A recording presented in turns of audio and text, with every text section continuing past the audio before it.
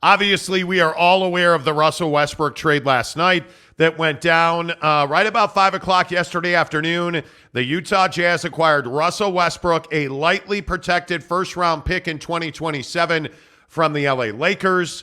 The Lakers get Jarred Vanderbilt and Malik Beasley, as well as D'Angelo Russell from Minnesota. The Minnesota Timber Puppies acquire Mike Conley from the Utah Jazz, along with Mikal Alexander-Walker, some second-round picks in the deal. This is a massive shift in power in the Western Conference. And for the Utah Jazz, listen, Jazz fans, we saw the panic in our group last night in the Monty Show exclusive. Code 10 abort. Yeah, membership chat last night. We saw everybody freaking out about this deal. On Twitter last night, it was like Jazz fans had been murdered or something. Crisis lockdown mode here at the house. Let me tell you, the Utah Jazz are not tanking. That's not what this is. And I understand why a lot of Jazz fans feel like they're tanking. I spoke to sources close to the Utah Jazz last night, and it was explained to me, and I don't think that I could find better words. When you're tanking, you're trying to lose every game. You make trades for the purpose of losing. The Utah Jazz made this deal for the purpose of winning an NBA championship. Plain and simply put, that's what this trade was about. Facts. And I couldn't agree more. When you get a first-round pick in the future and you have as much as $79 million in cap space, would be the maximum amount of cap space. Their practical available cap space is $62 million after this trade for Russell Westbrook. I don't see how, as a Jazz fan, you are not jumping up and down, elated, excited about this deal, Jake, because I think this is that trade that transforms the fortunes of the Utah Jazz. Yeah, I mean, I think it's very clear Jazz fans feel like, hey, we got rid of, we moved a bunch of our trade capital and we only got, a pick here, a pick there, nothing that we feel like was substantial. And yeah, Russell Westbrook's cool and everything, but he's probably not going to play for the team. That to me was the sentiment around this trade, and I feel like it's a little bit unjustified. I feel like, yeah, you didn't get Kevin Durant back for your trade like the Suns did, but you have to understand where you are, or rather who you are, where you are, and where you're going. I mean, that's the old saying, right? Understand that you're the Utah Jazz. Understand that right now you're in a position where you've got this young core that really has been quite productive, I feel like, this season for where you're at. And moving into the future, you need to have cap space and draft capital to build this team the way they want to build it. So to me, this deal makes a lot of sense. I mean, again, I think that it's hard for a lot of Jazz fans to understand why this is a good deal, because they don't understand how valuable potentially having $79 million in cap space really is. And I know everyone's probably burned out on, the Danny Ainge is great stuff already, but I'm telling you, these are the kind of deals you make to set yourself up to make a splash in the summer. And that's what I feel like this is. This is, hey, we're going to position ourselves to operate in the summer window, and we're going to go out and get some stuff done. But right now, it's wintertime. It's not summertime. Right now, we're at the trade deadline. We're not in the summer window. So we got to make these moves first before we can just go out and start building this team. So to me, I feel like it made perfect sense. I still maintain that this Jordan Clarkson situation is fluid. A lot of people noticed that Jordan wasn't exactly thrilled in his post-game media availability. He wasn't exactly the usual chipper, upbeat Jordan Clarkson. So a lot of people started trying to connect dots and saying that, Jordan was going to get traded. And I'm here to tell you that, Ryan Smith doesn't want to move Jordan Clarkson. And I think that we shouldn't get ahead of this deal that just took place. Like, you shouldn't move on to JC just because you think this is a bad deal. Well, I can tell you, again, after talking to sources close to the Jazz last night, that indeed they are open for business today. It's not like the Utah Jazz are done. They have a couple of pieces of business to conduct. Number one, I think first and foremost, the Utah Jazz will, in fact, meet with Russell Westbrook. A buyout is the likely outcome. But I was told specifically last night that the Utah Jazz are open to having Russell Westbrook on the team. It's simply a matter of, where does he fit? How does he see himself? Does he see himself being a productive member of the Utah Jazz? But I think also, I was told by NBA sources last night that Russell Westbrook absolutely wants a buyout.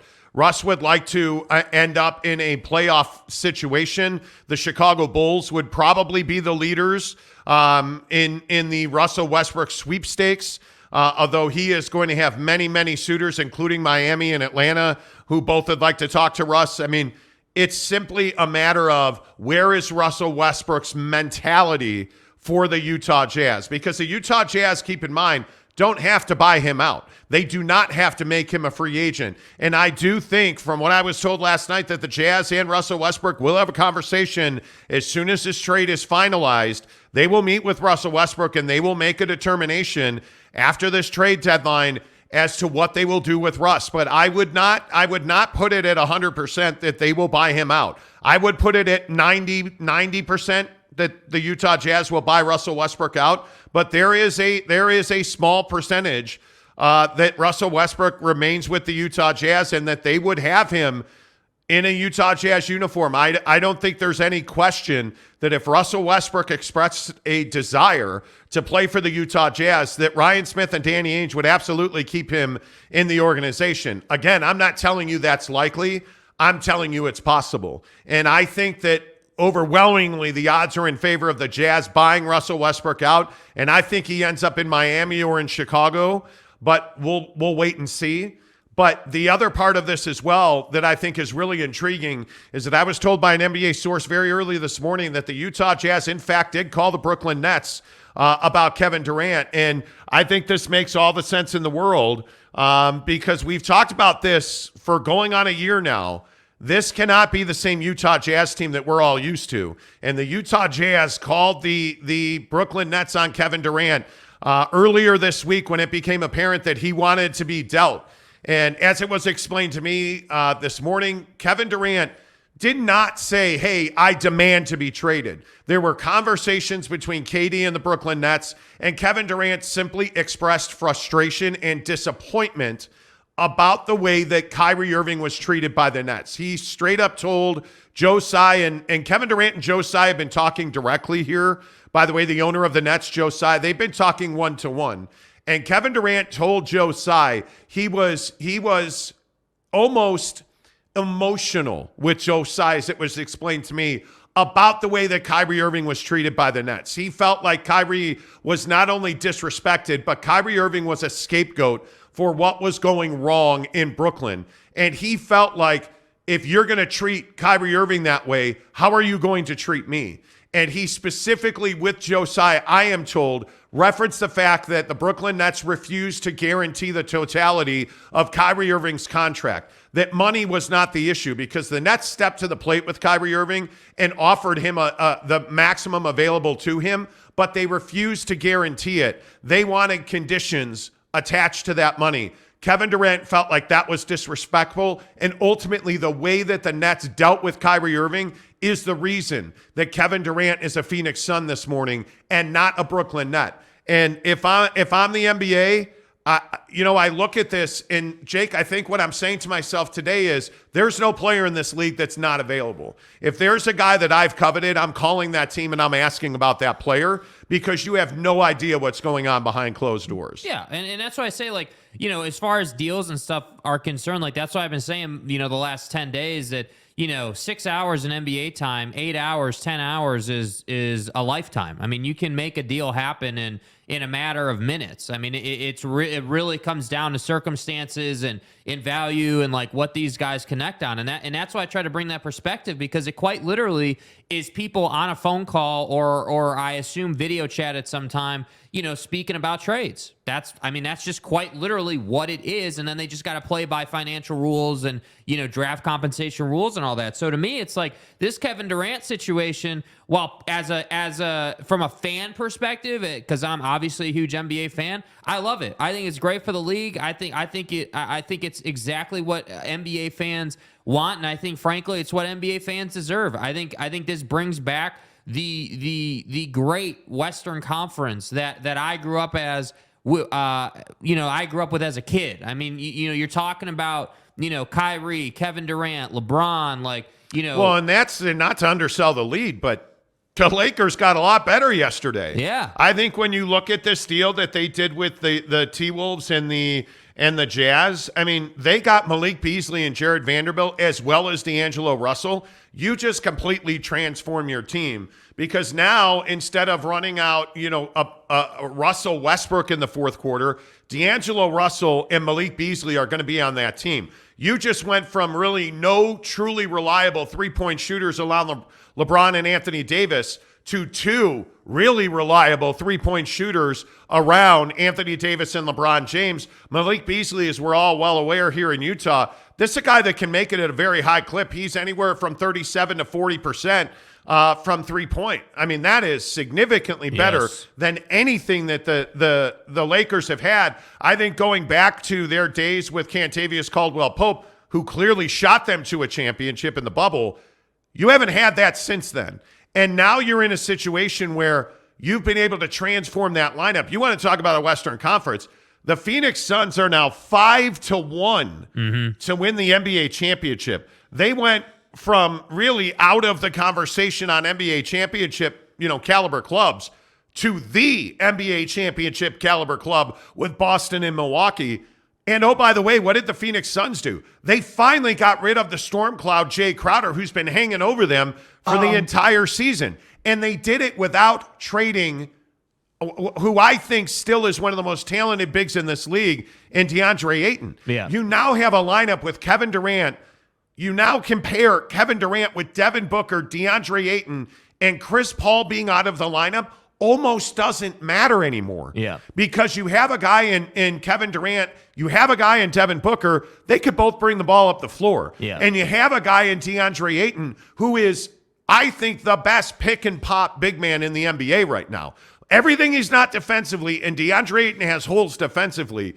Everything he's not, he is as an offensive player. This is transformative for the Western Conference. The Lakers, the Suns got much better yesterday, Jake. I think you're exactly right. I just feel like the NBA season started yesterday. I'm not even being dramatic. I feel like yesterday was the start of the NBA season because now I look around the league and I'm like, all right, now we got some teams. Now we got some teams that, now I can say, okay, the Suns can go and battle Milwaukee. The Suns can go and battle Boston. The Lakers, I think the transition for the Suns is going to be a lot easier than it is for the Lakers. I think that D'Angelo Russell is a damn good player, but he's going to have to learn how to play with LeBron again. He's going to have to learn his role, and they're going to need him to make shots. D'Lo has a propensity to disappear sometimes in bigger moments, and I think that he's a hell of a player, and I think it's a huge upgrade. But he's definitely going to need to improve. But I think for Malik Beasley, I think he couldn't have asked for a better landing spot. But I don't want to get away from all the people listening to our show right now who are Utah Jazz fans at the same time, because I think Jazz fans are. I'm not going to say all of Jazz Nation is pissed about this trade, but there is, I would say, 70% of the group chat that we have, our membership exclusive group chat. I would also say the Twitter reaction. People feel like this is a bad trade. And I'm telling you guys, it's not a bad trade. You have to understand where the Jazz are at. And by the way, we need to address this tanking topic. They're not tanking. What is the very definition of tanking, as you just said? Hey, you're operating with the intent to lose games. You're trying to lose games to go out and get VW, to go out and get Scoot.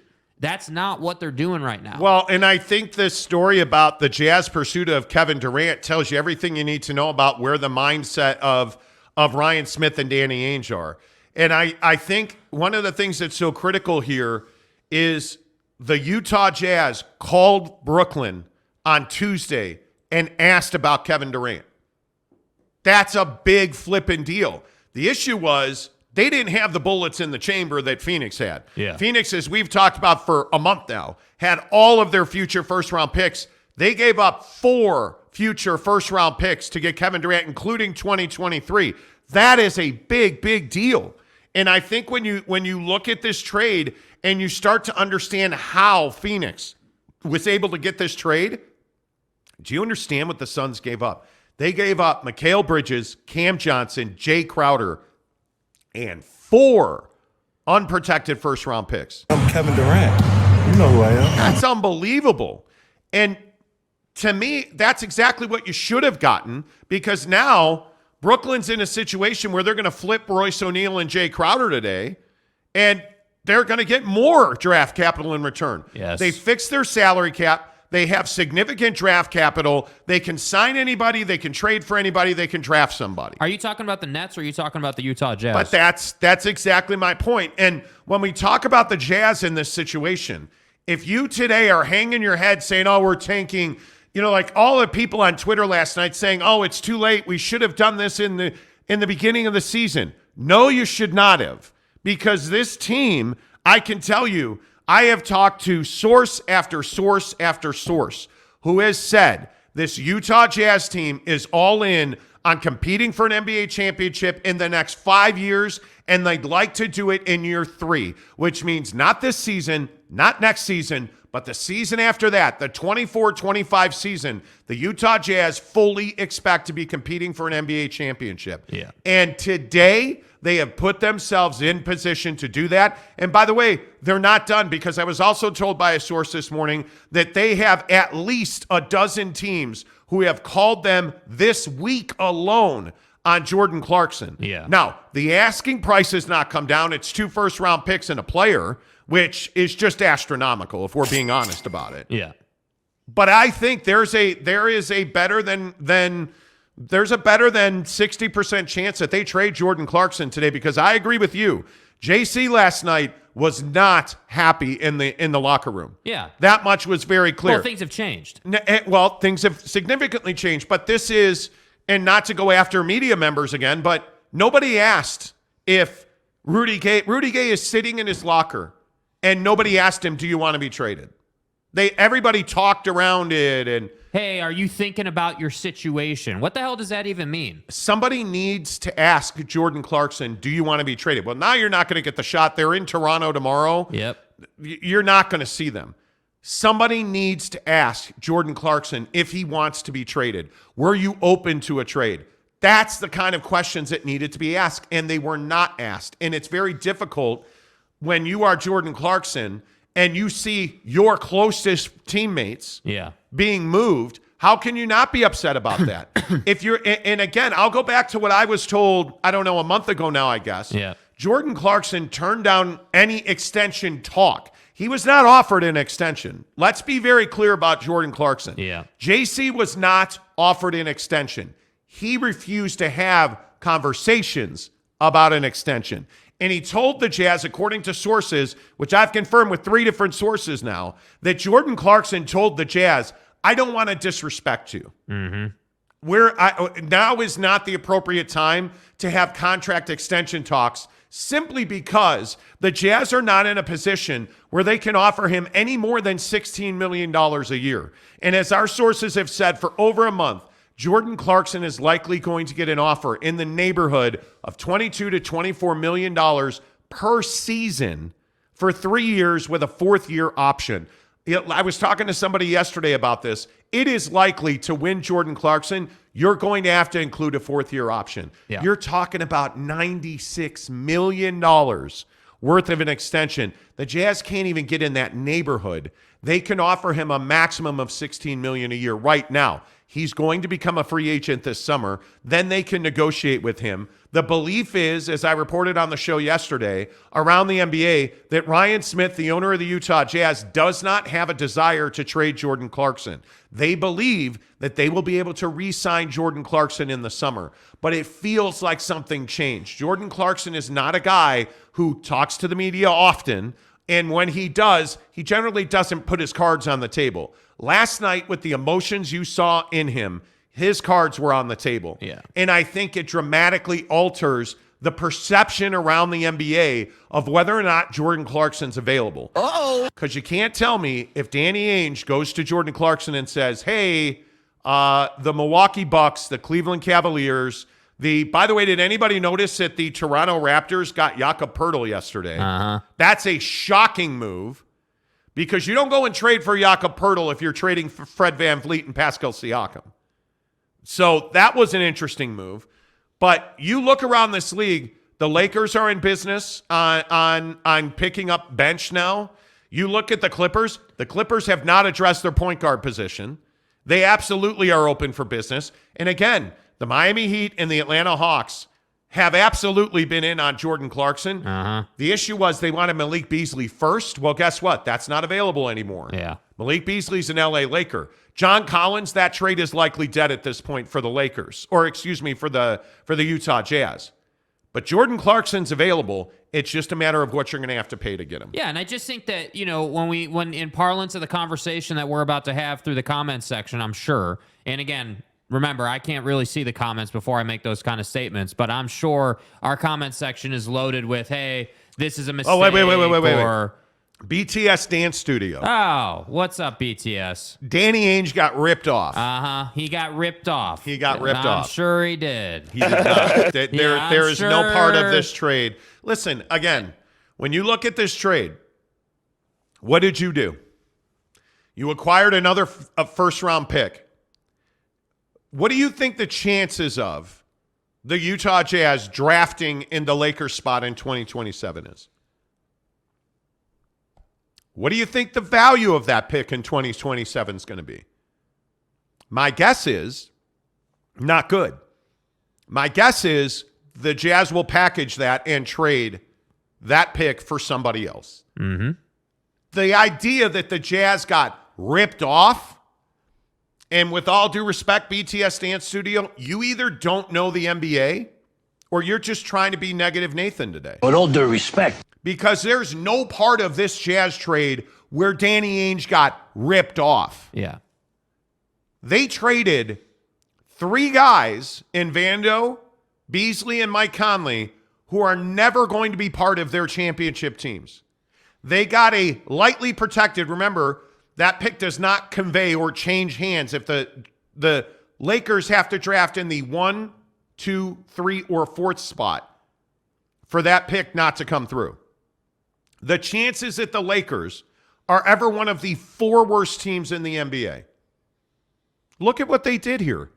Do you really think the Lakers with no first-round picks? Now, do you really think the Lakers are a team that just sits on their hands and hopes for the best? No. They're not.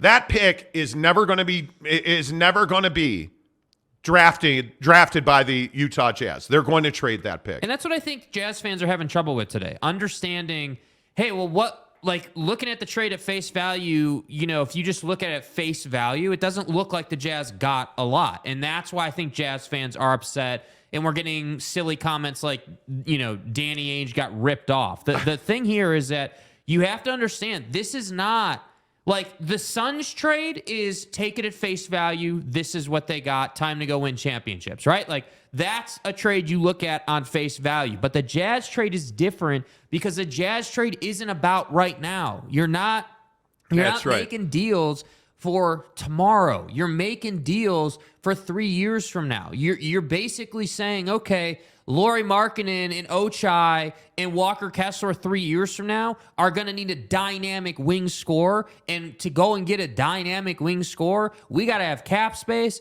And at a minimum, we got to have draft picks. So let me get this right. For all of the Danny got ripped off, for all of the Danny has lost control and doesn't know what the hell he's doing, people, they've got 15 first-round picks over the next, 5 years? 15. Or whatever. Like, you've got insane draft capital to work with, and whether you use that in the draft or you trade it, as we've been discussing, the point is you've got 15, and you've got massive cap space. So I'm trying to understand how, as a Utah Jazz fan, you like I saw comments last night that said, man, I wish we'd have never traded Rudy and Don. I wish we'd have just kept that team. I'm trying to understand how you want to keep a team that's financially built that way versus ripping the whole thing down for a 3-year experience, a 3-year turnaround to go and compete. And I would also say again, what does this team need? This team needs dynamic wing players. Who got traded early this morning, late last night? Kevin Durant, the most dynamic wing player in this league, arguably. Yeah. And what did it take to get him? 4 first-round picks. 4 first-round picks. That's what this league requires, and especially in a situation where you have challenges related to perception versus reality in free agency. So you're not going to be able to go out and sign any free agent you want. You have to have the hammer for trades. Yes. So that guys like Kevin Durant guys of that ilk, and yeah, sure, some will say I won't go to Utah. Overwhelmingly, 9 out of 10 guys are going to come to Utah in a trade. They are, because guys want to win. Guys want to win. It's that simple. Anton gives us a $5 tip and says the cap space is nice, but are elite free agents willing to come to Utah? Also, the Westbrook trade makes zero sense if you're not going to trade JC as well. I think it makes no sense to keep Jordan Clarkson. But I'm a talk show host. I'm not an NBA general manager. And again, I can only go on what our sources have told us. And now look, again, I understand, trust me, bro, has treated us terribly. We have never gotten anything right. We're a couple of hacks on YouTube. Yeah. But as our sources have told us for weeks and months now, Ryan Smith doesn't want to trade Jordan Clarkson. Yeah. That's a bad basketball decision. That it just is what it is. He's in demand around the league. Yeah. Go and get more capital. Go and get more whatever. Yeah. Do what you got to do. Like, how do you not call the Knicks today and see if you can get an Emmanuel quickly? Why wouldn't you ask for that? Yeah, I mean, we see know what you can get from the Knicks. Yeah, and I think the way they've gone about running this franchise and making these moves has been pretty good so far. The only move that I haven't really liked, but I understand, is Bojan Bogdanovic. But that's very interesting because what have we talked about on this show? They, in my opinion, tried to screw the Lakers on Bojan Bogdanovic. Yeah. That's just my opinion. But back then, the Lakers were not willing to give you a first-round pick for Bojan Bogdanovic. Right. Clearly, things have changed. I don't think anybody knew that LeBron could perform at this level. So they were willing to part with their first-round picks. So what did the Jazz do? They made a trade. They leveraged the Lakers to get... Do you guys understand that the Utah Jazz now have between $62 and $79 million, depending on who's on the roster, when they're on the roster, all that stuff. They could have a minimum of $62 million in cap space. That's a ton. I said $62 million in cap space. I mean, and you're unhappy this morning. They could have as much as $79 million in cap space, and you're unhappy this morning. Think about what a superstar player makes on, the average, come on. Your Kevin Durant, your Kyries, your Lucas. These guys are making $30 to $40 million usually a year. That's usually what you're going to pay.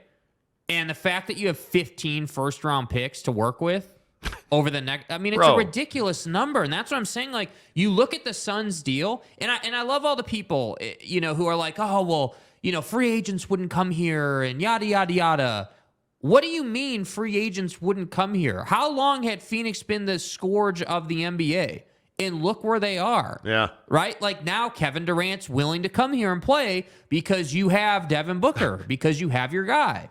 This is such a good morning for Jazz fans. Amazing. J-Rod gives us a $5 tip, says Jazz freed up close to $48 million in salary cap. Players will come for money. Young teams with some studs for the future. Kessler and Markkanen. That's exactly right. Yeah, I agree. I think Walker Kessler, now forget what happened last night. I think that game...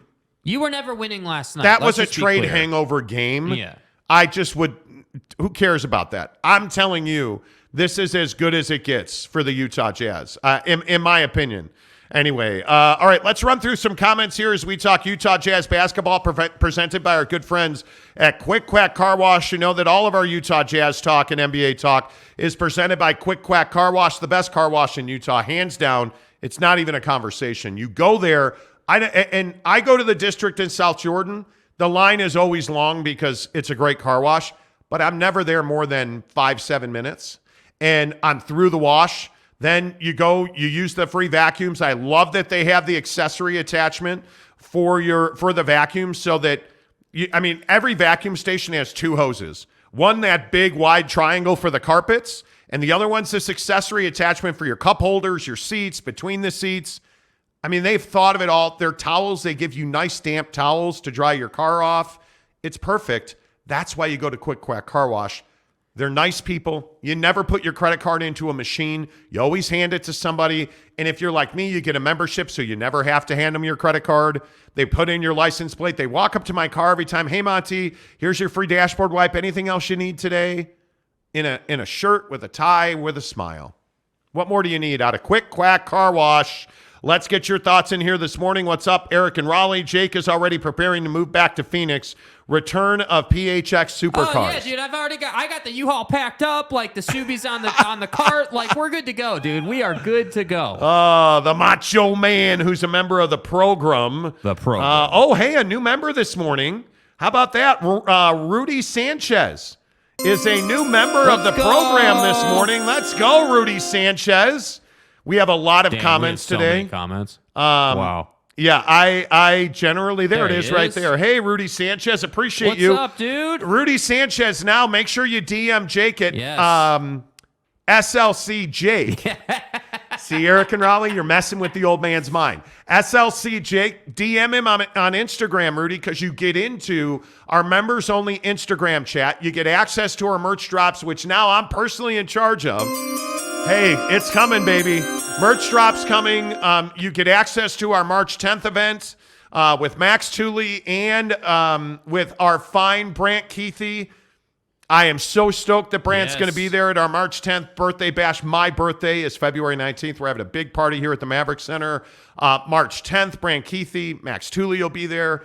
You get all of our trade information first. I always put it in the Instagram group before I tweet it, so you know about it before anybody else. Click the join button, become a member of the Monty Show group, and I'm telling you, that chat on Instagram is worth its weight in gold. So Rudy Sanchez, welcome to the program. Let me put a link in there for you guys. I'll put a link into the comment section. But it's really the community we have built up here. This trade stuff, we've been talking about this for over 12 hours now. Yeah. Like we've been having this conversation with our guys for long before this trade went down. By the way, should be noted, we're also on subscriber watch. I don't know if anybody forgot. We are on subscriber watch. We're at 10,925 subs. At 11,000 subs, we're going to pick a winner to take you to the last Utah Jazz game of the year. Last game ever at Vivint Arena. Yeah. Against the Denver Nuggets. We're going to take you +1. So I'm telling you. Dude. Subscribe to the channel. Become a member. I just put a link in. It's $9.99 a month. You can cancel anytime. Really appreciate Rudy Sanchez. Appreciate you, bro. Welcome. Really good to see you. No salt intended. Says if they would have traded for just okay player, we would have just continued to be just okay. Ainge is not done, but it may take some time to see it. Patience. Thank you, no salt intended. Great take. Really well said. Great take. Lee Jensen, who's a member of the program, says, join the membership. It's totally worth it. Sometimes it's too much content, which I've never said about a channel. Hey, I appreciate that, Lee. Love that, Thank dude. You, bro. Love that, dude. Let's see. Let's go. Brandon Butler, a member of the show, says, now the Jazz can trade and not send anything but picks. They can, correct. I think you're looking at today for the Utah Jazz, Kelly Olynyk and Jordan Clarkson. I think those two guys are absolutely names that I would be paying attention to. Talon Horton-Tucker is a guy I would be paying attention to. Seemingly forgotten on this team, by the way. Well, I mean, it's when you make the level of trades they've made, I mean, I really hope that this translates to Frank Jackson getting NBA time this year. Would love to see it. He's with the Salt Lake Stars, the G League affiliate of the Jazz.